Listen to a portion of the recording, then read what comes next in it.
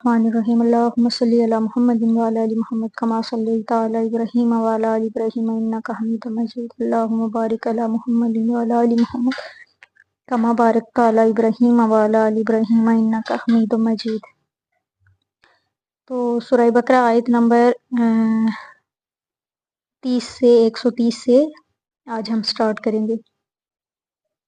آیت نمبر 130 کیا ہے کہ اور کون ہوگا جو ابراہیم کے طریقے سے منہ موڑے گا سوائے اس کے جس نے اپنے آپ کو حماقت ہی میں مبتلا کرنے کا فیصلہ کیا ہو۔ تو ہم نے تو انہیں دنیا میں بھی منتخب کر لیا تھا اور یقیناً آخرت میں بھی وہ ہمارے صالح بندوں میں سے ہوں گے۔ اب یہاں پہ دیکھیں، یعنی کہ کون ہوگا، صرف کہتے ہیں کہ جس نے، اللہ سبحانہ وتعالیٰ فرماتے ہیں کہ جو اپنے آپ کو حماقت میں مبتلا کرنے کا فیصلہ کر لیا وہی ہے جو حضرت ابراہیم علیہ السلام کے طریقے سے منہ موڑے گا۔ انہیں تو ہم نے دنیا میں بھی اپنے لیے منتخب کر لیا اور وہ آخرت میں بھی صالحہ بندوں میں سے ہوں گے۔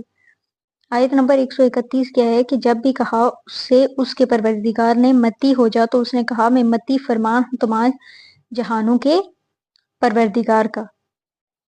یعنی جب حضرت ابراہیم اللہ تعالیٰ کی طرف سے کوئی بھی آزمائش ہوتی تھی، اللہ سبحانہ وتعالیٰ وہ اس پہ پورا اترتے، جہاں تک کہ اکلوتے بیٹے کو ذبح کرنے کا حکم آیا تو انہوں نے وہ تک بھی کر گزرنے کے لیے تیار ہو گئی۔ یہ حضرت ابراہیم علیہ السلام کے سلسلہ امتحانات کا آخری امتحان تھا جو اللہ تعالیٰ نے ان کا 100 برس کی عمر میں لیا۔ اللہ تعالیٰ سے دعائیں مانگ مانگ کر 87 برس کی عمر میں بیٹا لیا تھا جو حضرت اسماعیل۔ جب وہ 13 برس کے ہو گئے تو اللہ تعالیٰ نے انہیں ذبح کرنے کا حکم فرمایا، آپ فوراً تیار ہو گئی۔ یہاں فرمایا ہے کہ ہم نے ابراہیم سے کہا کہ ہمارا حکم مانو تو اس نے فوراً اسے تیار پایا۔ آیت نمبر 132 کیا ہے، اور اسی کی وصیت تھی ابراہیم نے اپنے بیٹوں کو اور یعقوب نے بھی۔ کیا وصیت؟ اب کہ اے میرے بیٹو، اللہ نے تمہارے لیے یہی دین پسند فرمایا ہے، پس تم ہرگز نہ مرنا مگر مسلمان۔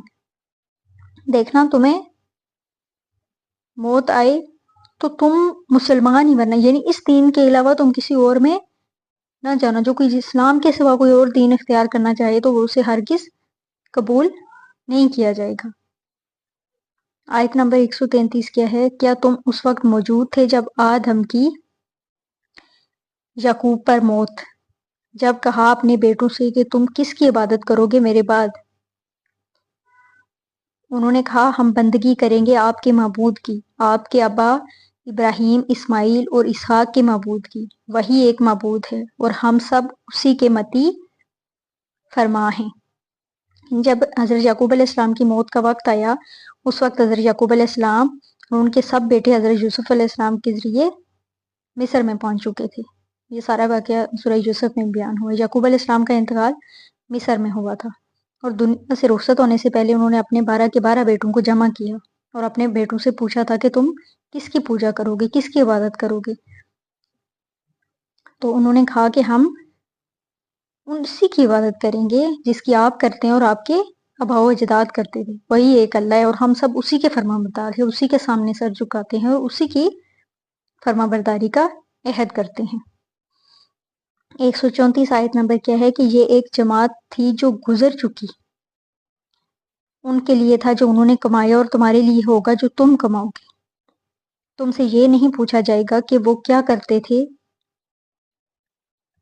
یعنی یہ آیت اس رکوع میں 2 مرتبہ آئی ہے کہ یہ ایک جماعت تھی، جو یہ انسانوں کا ایک گروہ تھا جو گزر گیا۔ ابراہیم، اسماعیل، اسحاق علیہ السلام، یعقوب علیہ السلام، ان کی اولادیں سب گزر چکے ہیں۔ یہاں پہ کہتے ہیں کہ جو انہوں نے کمایا تھا وہ اپنا ان کا عمل تھا، وہ ان کے ساتھ گزر گیا ہے۔ ان کا اپنا عمل، اپنا ایمان، اپنی کمائی کام آئے گی۔ ان کے بارے میں تم سے نہیں پوچھا جائے، تم سے یہی پوچھا جائے گا کہ تم کیا لائے ہو۔ کہ ابراہیم اور یعقوب کی وصیت تو یہ تھی، مگر اس وقت کے یہود و نصارہ کا کیا رویہ تھا؟ انہوں نے اللہ کے رسول صلی اللہ علیہ وسلم کے خلاف متحدہ ایک محاذ بنا رکھا تھا۔ آیت نمبر 135 ہے، اور وہ کہتے ہیں یا تو یہودی ہو جاؤ یا نصرانی تو ہدایت پر ہو جاؤ گے۔ کہہ دیجئے نہیں، بلکہ ہم تو پیروی کریں گے ابراہیم کے طریقے کی بالکل یکسو ہو کر، اور وہ مشرکوں میں سے نہیں تھے۔ اب مسلمانوں کو حکم دیا جا رہا ہے کہ یہود اور نصارہ جو کچھ کہتے ہیں اس کے جواب میں یہ کہو۔ آیت نمبر 136، کہو ہم ایمان رکھتے ہیں اللہ پر جو کچھ نازل کیا ہماری جانب، جو کچھ نازل کیا گیا ابراہیم، اسماعیل، اسحاق، یعقوب اور اولاد یعقوب پر، اور جو کچھ دیا گیا موسیٰ اور عیسیٰ کو، اور جو کچھ دیا گیا تمام نبیوں کو ان کے رب کی طرف سے۔ ہم ان میں سے کسی کے مابین تفریق نہیں کرتے اور ہم اسی کے متی فرمان ہیں، یعنی ہم سب کو مانتے ہیں، کسی کا انکار نہیں کرتے۔ یہ سب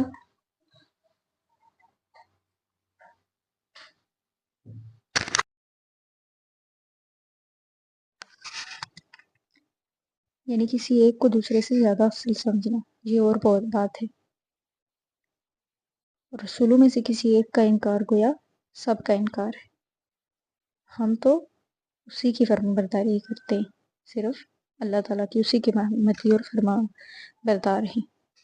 آیت نمبر 138 کیا ہے کہ پھر اے مسلمانوں اگر وہ یہود نصارہ بھی اسی طرح ایمان لے آئیں جس طرح تم ایمان لائے ہو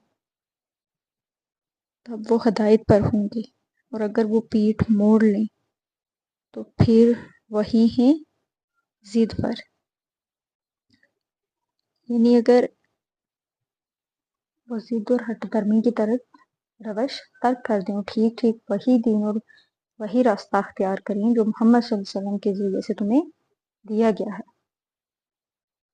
اگر وہ ایمان نہیں لاتے تو اس کے معنی یہ ہیں کہ وہ ہٹ درمی اور ضد میں مبتلا ہو چکے ہیں اور دشمنی اور مخالفت پر پڑے ہوئے ہیں۔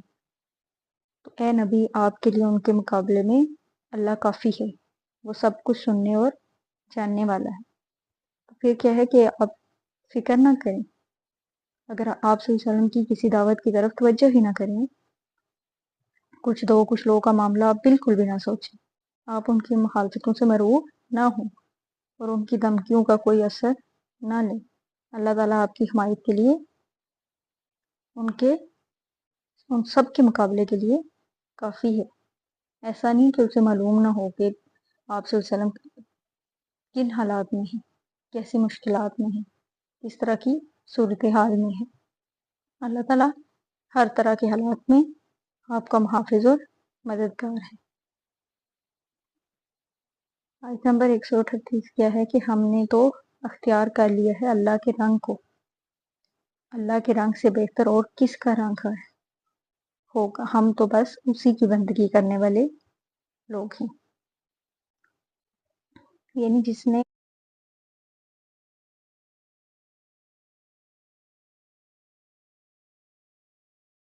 اللہ کے رنگ کو اختیار کر لیا، جو اللہ کی فرمانبرداری میں آ گیا، جو اللہ کے راستے پر آ گیا، تو اللہ کے رنگ سے بہتر اور کس کا رنگ ہوگا۔